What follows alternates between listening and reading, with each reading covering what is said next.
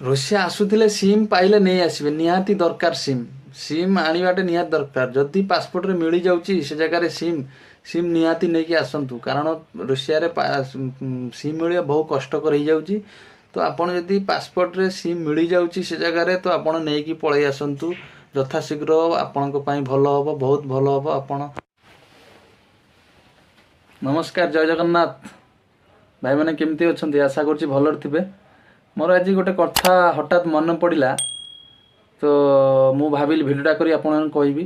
ଖାସ୍ କରି ଯେଉଁମାନେ ରୁଷିଆ ଆସିବାକୁ ଚାହୁଁଛନ୍ତି କିମ୍ବା ରୁଷିଆ ଆସିବା ପାଇଁ ପ୍ରିପାରେସନ୍ ହେଉଛନ୍ତି। ବହୁତ ଲୋକ ତ ମୋତେ କଲ୍ କରି ପଚାରିଲେଣି ଯେ ଭାଇ ରୁଷିଆରେ କ'ଣ କେମିତି ହାଲଚାଲ କ'ଣ ନାହିଁ। ବହୁତ ଲୋକ ମୁଁ ଆନ୍ସର୍ ବି ଦେଇଛି, ଯେତିକି ସମୟ ପାଉଛି, ଯେତିକି ବି ଜାଣିଛି। ତ ମୁଁ ଆଜି ରୁଷିଆ ଯେଉଁମାନେ ଆସୁଛନ୍ତି, ଯେଉଁମାନେ ଆସିବାକୁ ଚାହୁଁଛନ୍ତି, ତ ଏ ଭିଡ଼ିଓଟା ନିହାତି ଦେଖନ୍ତୁ, କାରଣ ବହୁତ ମୁଁ ଇମ୍ପୋର୍ଟାଣ୍ଟ କଥା କହିବି। ତ ଏଇଟା ଆପଣମାନଙ୍କୁ ଜାଣିବା ଦରକାର ନିହାତି। ଭିଡ଼ିଓଟା ଲାଷ୍ଟ ପର୍ଯ୍ୟନ୍ତ ଦେଖନ୍ତୁ, ଜାଣିପାରିବେ। ମଝିରେ ଭିଡ଼ିଓ କାଟିଦେଲେ କିଛି ଜାଣିପାରିବେନି। ଏ କଥାଟା ମୁଁ ଭାବିଲି ମୋ ଭାଇମାନଙ୍କୁ ଟିକେ ଜଣେଇଦେବି, କାରଣ ବହୁତ କିଛି ତ ମୁଁ କହୁଛି, ଆପଣମାନେ ଫୋନ୍ କରିକି ପଚାରୁଛନ୍ତି, ମୁଁ ବି କହୁଛି। ଆଉ ଆପଣମାନେ ବି କିଏ ବି କମେଣ୍ଟ ବି କରୁଛନ୍ତି, କମେଣ୍ଟରେ ବି ପଚାରୁଛନ୍ତି। କମେଣ୍ଟରେ ମାନେ ସବୁ କ୍ୱେଶ୍ଚନ୍ ଆନ୍ସର୍ ଦେବା ସମ୍ଭବ ନୁହଁ। କମେଣ୍ଟରେ କହିଲେ ମାନେ ଗୋଟେ ଅଲଗା ଟାଇପ୍ର ହେଉଛି। ତ ଆପଣ ସେଇଥିପାଇଁ ମୁଁ କଣ୍ଟାକ୍ଟ ନମ୍ବର ଦେଇଛି, କଣ୍ଟାକ୍ଟ କରି ମାନେ ମେସେଜ୍ କରିକି କିମ୍ବା କଲ୍ କରିକି ପଚାରି ପାରିବେ ହ୍ୱାଟ୍ସଆପ୍ ଦ୍ୱାରା। ତ ଅଲରେଡ଼ି ମୁଁ ଦେଇଦେଇଛି। ତ ମୁଁ କ'ଣ କହୁଥିଲି, ଯେଉଁମାନେ ରୁଷିଆ ଆସୁଛନ୍ତି କିମ୍ବା ଯେଉଁମାନେ ଆସିବାକୁ ଚାହୁଁଛନ୍ତି, ଯେ ରୁଷିଆ ବିଷୟରେ ଯେଉଁମାନେ ଆଗ୍ରହ ଅଛି, ଆସନ୍ତୁ ରୁଷିଆରେ। ପଇସା କମାନ୍ତୁ, କିଛି ଅସୁବିଧା ନାହିଁ। ତ ଯେମିତି ଭିଡ଼ିଓରେ ମୁଁ କହିଛି, ବହୁତ କିଛି ପ୍ରୋବ୍ଲେମ୍ ଅଛି, ବହୁତ କିଛି ଭଲ ଅଛି, ସେ ଆପଣମାନେ ମେଣ୍ଟେନ୍ କରି ଆସନ୍ତୁ। ସେଇଟା ମ୍ୟାଟର୍ ନୁହଁ।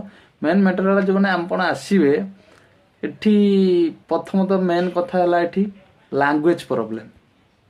ଦ୍ୱିତୀୟ କଥା ହେଲା ଏଠି ମାନେ ଜିନିଷପତ୍ର ଅର୍ଡ଼ର କରିବା ପାଇଁ କ'ଣ କେମିତି ଆପ୍ସ ଦରକାର, ଗାଡ଼ି ମାନେ ଗାଡ଼ି କ୍ୟାବ୍ ବୁକିଂ କରିବା ପାଇଁ ଆପ୍ସ, ଏଗୁଡ଼ା ସବୁ ନିହାତି ଜାଣିବା ଦରକାର। ମୁଖ୍ୟତଃ ହେଲା ଟ୍ରାନ୍ସଲେସନ୍ ଆପ୍ସ, ମାନେ ଗୁଗୁଲ୍ ଟ୍ରାନ୍ସଲେସନ୍ ବୋଲି ଗୋଟେ ଆପ୍ସ ଅଛି, ସେଟା ଆପଣ ଡାଉନଲୋଡ଼୍ କରିବେ। ସେଟା ହେବ, ମୁଁ ଦେଇଦେବି, ଆପଣମାନେ ସେଠି ଡାଉନଲୋଡ଼୍ କରିପାରିବେ। Google translation. ଆଉ ରହିଲା ଯେଉଁ ଅନଲାଇନ୍ରେ ମାନେ ବୁକିଂ କରିବା ପାଇଁ ଜିନିଷ, ଖାଇବା ଜିନିଷ କିମ୍ବା ଯେକୌଣସି ଜିନିଷ, ଗୋଟେ ଇମ୍ପୋର୍ଟାଣ୍ଟ ଜିନିଷ ଅନଲାଇନ୍ରେ ବୁକିଂ କରିବା ପାଇଁ ଅଛି ଗୋଟେ ଆମ ଅଜନ ବୋଲି ଆପ୍ସ ଗୋଟେ ଅଛି, ସେ ଆପ୍ସରେ ବି ଆପଣ ବୁକିଂ କରିପାରିବେ। ତ ଏଇଭଳିଆ ଆଉ ଅଛି। ଆଉ ଆପଣଙ୍କର ରହିଲା ବ୍ୟାଙ୍କରେ କେମିତି ପଇସା ଟ୍ରାନ୍ସଫର୍ କରିବେ, ରୁଷିଆରୁ କେମିତି ଇଣ୍ଡିଆ ପଇସା ଟ୍ରାନ୍ସଫର୍ କରିବେ, ଏଇଟା ମୁଁ ପର ଭିଡ଼ିଓରେ ମୁଁ ଦେଖେଇବି। ଏଇ ଦୁଇଟା ଯେଉଁ ଆପ୍ସ ନିହାତି ଦରକାର। ଆଉ ଗୋଟେ ମୁଖ୍ୟ କଥା ହେଲା, ଆପଣ ଏବେ ରୁଷିଆରେ ସିମ୍ ପାଇଁ ବହୁତ ପ୍ରୋବ୍ଲେମ୍ ଚାଲିଛି। ସିମ୍ ଇଣ୍ଡିଆ ଲୋକଙ୍କୁ ସିମ୍ ମିଳିପାରୁନାହିଁ। କାହିଁକି କହିଲେ, ଇଣ୍ଡିଆ ଲୋକ ସିମ୍ ରୁଷିଆରେ ସିମ୍ ଆଣିପାରୁନାହିଁ, ପାସପୋର୍ଟ ଦେଲେ ବି ମିଳୁନି।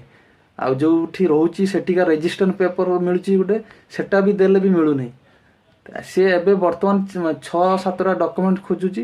ଆଉ ଗୋଟେ କ'ଣ ନୂଆ ଡକୁମେଣ୍ଟସ୍, ସବୁ ଆମ ପର୍ସନାଲ୍ ଯେତିକି ଡକୁମେଣ୍ଟସ୍ ହେଉଛି ସବୁ କିଛି ଦେଲା ପରେ ଗୋଟେ ନୂଆ ଡକୁମେଣ୍ଟସ୍ ଗୋଟେ ଅଫିସରେ ବନଉଛି। ସେଇଟା ବନେଇ ସାରିଲା ପରେ ସିମ୍ଟା ନୂଆ ଆପଣଙ୍କୁ ମିଳିବ। ନହେଲେ ସିମ୍ ବିନା କିଛି ଅନ୍ୟଗତି ନାହିଁ। ସିମ୍ ନହେଲେ ଆପଣ କିଛି କରିପାରିବେନି। ସିମ୍ ନହେଲେ ଆପଣ ଆକାଉଣ୍ଟ ଖୋଲି ପାରିବେନି। ସିମ୍ ନହେଲେ କେଉଁଠି ଲୋକେସନ୍, ନେଟ୍, ମୋବାଇଲରେ ନେଟ୍ ନ ଚଲେଇଲେ ଆମେ କ'ଣ କରିବେ? ମୋବାଇଲରେ ନେଟ୍ ନ ଚଲେଇଲେ କେଉଁଠି କୁଆଡ଼େ ଯାଇପାରିବେନି। କେଉଁଠି ଗୋଟେ ଲୋକେସନ୍ ମାରିକି ଯିବେ, କ'ଣ କରିବେ? ଯାଇପାରିବେନି। କେଉଁଠି ଭାବିବେ ଯେ ଆଜି ଧର ମୋ ଆପ୍ସ ଅଛି ମୋବାଇଲରେ, ମୁଁ କ୍ୟାସ୍ ମାନେ ଆକାଉଣ୍ଟ ପଇସା ଟ୍ରାନ୍ସଫର୍ କରିବି, ହେଇପାରିବନି। ମୁଖ୍ୟ କଥା ତ ଆକାଉଣ୍ଟ ଆପଣ ଖୋଲି ପାରିବେନି, କାରଣ ମୋବାଇଲ ନମ୍ବର ନହେଲେ ଆକାଉଣ୍ଟ ଖୋଲିବନି କେବେ। ଆଗେ ମୁଖ୍ୟ mobile number, registration mobile number ଦରକାର। ତ ମୋବାଇଲ ନମ୍ବର ମିଳୁନି। ତ ଏଇଟା ଗୋଟେ ମୁଖ୍ୟ କଥା। ଶୁଣ, ଯଦି ଯିଏ ଆସୁଛନ୍ତି ଏୟାରପୋର୍ଟରେ ଓହ୍ଲାଇଲା ବେଳେ ଯଦି ସିମ୍ ମିଳିଯାଉଛି ସେଠି ପାସପୋର୍ଟ ଦେଇକି, ମୁଁ ଶୁଣିଛି ମିଳୁଛି ବୋଲି। ତ ଯଦି ମିଳିଯାଉଛି ଏୟାରପୋର୍ଟରେ ଓନ୍ଲି ପାସପୋର୍ଟରେ, ସେଠି ଏୟାରପୋର୍ଟରୁ ସିମ୍ ନେଇ ଆସିବେ। ଦୟାକରି ଏୟାରପୋର୍ଟରୁ ସିମ୍ ନେଇ ଆସିବେ। ବାରମ୍ବାର କହୁଛି, ଦୟାକରିକି ଏୟାରପୋର୍ଟରୁ ସିମ୍ ଆପଣମାନେ ନେଇ ଆସିବେ, କାରଣ ସିମ୍ ମିଳୁନାହିଁ ରୁଷିଆ ଭିତରେ। 2025 ଜାନୁଆରୀରେ ଏଇଭଳିଆ ରୁଲ୍ସ ଲାଗୁ ହେଇଛି। ମାନେ ସିମ୍ ରୁଷିଆ ବାହାର ଲୋକଙ୍କୁ ସିମ୍ ମିଳିବା ବହୁ କଷ୍ଟକର ହେଉଛି। ସିମ୍ ମିଳୁନାହିଁ। ବର୍ତ୍ତମାନ ସୁଦ୍ଧା ବି ଆମର ଏଇ କମ୍ପାନୀରେ ବହୁତ ଲୋକ ଅଛନ୍ତି, ହଇରାଣ ହେଉଛନ୍ତି, ଆକାଉଣ୍ଟ ଖୋଲୁନାହାନ୍ତି, ପଇସା କମ୍ପାନୀ କ୍ୟାସ୍ ତ ଦେଉନାହାନ୍ତି। ମାନେ ଆକାଉଣ୍ଟରେ ଛାଡ଼ିବେ ବୋଲି 3 ମାସ ହେଇଗଲା ତାଙ୍କୁ ଦେଇପାରୁନାହାନ୍ତି। ଯେଉଁମାନଙ୍କ ଆକାଉଣ୍ଟ ଅଛି ତାଙ୍କୁ ଦେଇ ଦେଉଛି। ଯେମିତି ଆମର ପୁରୁଣା ଆମେ ଆକାଉଣ୍ଟ ଅଛି, ଆମକୁ ସାଲେରୀ ପଳେଇ ଆସିବ, ଟାଇମ୍ ହେଲେ ପଳେଇ ଆସିବ, କିଛି ଅସୁବିଧା ନାହିଁ। ଯେଉଁମାନଙ୍କର ଆକାଉଣ୍ଟ ନାହିଁ ସେମାନେ ବହୁତ ହଇରାଣ ହେଉଛନ୍ତି। ସେମାନଙ୍କୁ ଆକାଉଣ୍ଟ ମାନେ କ୍ୟାସ୍ ଦେଇପାରୁନାହାନ୍ତି, କି ଆକାଉଣ୍ଟ ଆଉ କିଏ ଆକାଉଣ୍ଟ ବି ଖୋଲି ପାରୁନାହାନ୍ତି। ସିମ୍ ପାଇଁ ପ୍ରୋବ୍ଲେମ୍ ରହୁଛି ପରା। ସିମ୍ଟା ହେଲେ ଯାଇକି ଆପଣଙ୍କ ଆକାଉଣ୍ଟଟା ଖୋଲା ହେବ। ସିମ୍ ପାଇଁ ବହୁତ ରକମ ଏବେ ବହୁତ କିଛି ଦୁନିଆ ପ୍ରୋବ୍ଲେମ୍ ଦେଖାଉଛନ୍ତି। ରୁଷିଆ ଗଭର୍ଣ୍ଣମେଣ୍ଟ ରୁଲ୍ କରିଦେଇଛି 2025 ଜାନୁଆରୀ ପାଖରୁ। ତ ଆପଣମାନେ ଯଦି ଏୟାରପୋର୍ଟରେ ମିଳୁଛି ସିମ୍ ଓନ୍ଲି ପାସପୋର୍ଟରେ, ମୁଁ ଶୁଣିଛି ଦେଉଛି ବୋଲି, ତ ମୋ ସେମ୍ ଥିଲା ମୁଁ ଆଣିନାହିଁ। ତ ଯେଉଁ ଦେଉଛି ବୋଲି ମୁଁ ଶୁଣିଛି, ଯଦି ଦେଉଛି ଆପଣମାନେ ସିମ୍ ନେଇ ଆସି ଏୟାରପୋର୍ଟ ଟ୍ରାଏ କରିବେ। ଆଉ ରହିଲା ଆପ୍ସ କଥା, ଆପ୍ସ ଗୁଡ଼ା ଆପଣ ଚାହିଁଲେ ବି ପ୍ଲେ ଷ୍ଟୋରରୁ ଡାଉନଲୋଡ଼ କରିପାରିବେ। ମୁଁ ସ୍କ୍ରିନ୍ରେ ଦେଇଥିବି ସେ ଆପ୍ସର ସ୍କ୍ରିନଶଟ୍ ଗୁଡ଼ା, ଆପଣ ଚାହିଁଲେ ବି ପ୍ଲେ ଷ୍ଟୋରରୁ ଡାଉନଲୋଡ଼ କରିପାରିବେ, କିଛି ଅସୁବିଧା ନାହିଁ।